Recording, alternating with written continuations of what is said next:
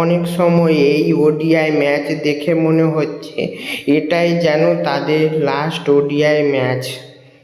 কারণ রোহিত শর্মা এবং বিরাট কোহলির কয়েকটি কাজ দেখে মনে হচ্ছে যে এটা তাদের ভালো খেলার জন্য উপর থেকে চাপ দেওয়া হচ্ছে। তারা যদি একটু মিস্টেক করে তাদেরকে টিম থেকে বাদ দেওয়া হবে এরকম মনে হচ্ছে। কারণ রোহিত শর্মা আগে যেরকম খেলতো সে এখন সেরকম খেলে না, সে শুধু রান করার চেষ্টা করছে।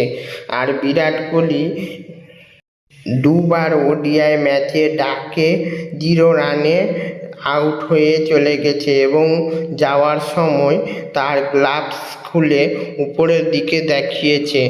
এগুলো দেখে মনে হচ্ছে যেন তাদের এটা লাস্ট ওডিআই ম্যাচ। এই রোকোকে যত পারো এই ম্যাচে চোখ ভরে দেখে নাও, কারণ কে জানে তারা আর সামনের ম্যাচে খেলবে কিনা। তারা খেলতে চাইছে কিন্তু উপর থেকে খেলতে দিবে, তাদেরকে উপর থেকে খেলতে দিবে কিনা যারা হেড চেয়ারে বসে আছে।